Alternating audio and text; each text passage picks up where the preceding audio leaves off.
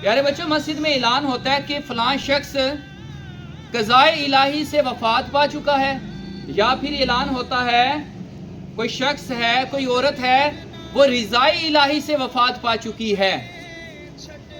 تو کل میں نے ویڈیو دیکھی ہے، اس پہ ٹائٹل تھا فوت ہونے والے بندے کے لیے قضائے الہی یا رضائے الہی لگانا چاہیے۔ تو جب ویڈیو کو میں نے سنا تو ویڈیو میں یہ بات بتائی گئی کہ قضائے الہی بتانا چاہیے، رضائے الہی نہیں کہنا چاہیے۔ تو یہ ان کا جواب درست نہیں ہے۔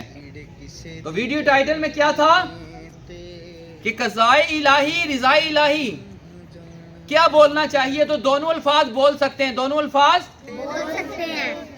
سر جی وہ اگر ڈکشنری تو کو دیکھ لیتے تو بڑی آسانی ہو جاتی، ڈکشنری بھی نہیں دیکھتے لوگ۔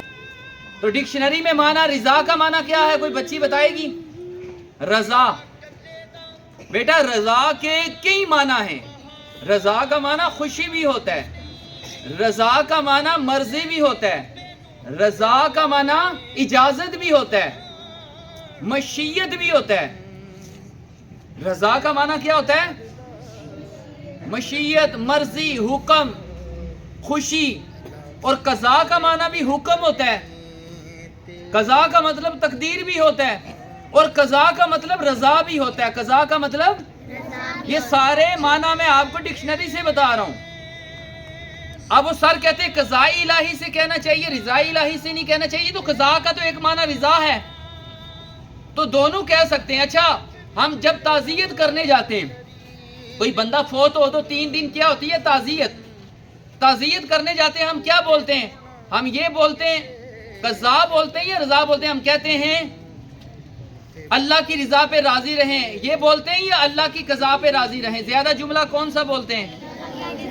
دیکھیں ہمارے بچوں کو بھی معلوم ہے کہ اللہ کی رضا پر وہ پتہ کیا کہتے ہیں؟ کہتے ہیں اس لیے نہیں بولنا چاہیے، اگر کوئی بندہ خودکشی کر لیتا ہے کہتے ہیں اس پہ رضا الہی نہیں لگانا چاہیے۔ اگر کوئی خودکشی کر لیتا ہے تو رضا کا معنی حکم بھی تو ہے، اجازت بھی تو ہے۔ اللہ کی اجازت سے ہر شخص مرتا ہے، قرآن میں ہے نا۔ موت کون دیتا ہے؟ اللہ۔ موت تو اللہ دیتا ہے، تو اللہ کی اجازت سے ہی ہر شخص مرتا ہے، اللہ کے حکم سے مرتا ہے، اللہ کی رضا سے مرتا ہے۔ اللہ نے جس کی تقدیر میں جو لکھا ہوتا ہے، اس لیے اس میں کوئی مسئلہ نہیں۔ رضائے الہی بھی لگا سکتے ہیں اور قضائے الہی بھی لگا سکتے ہیں۔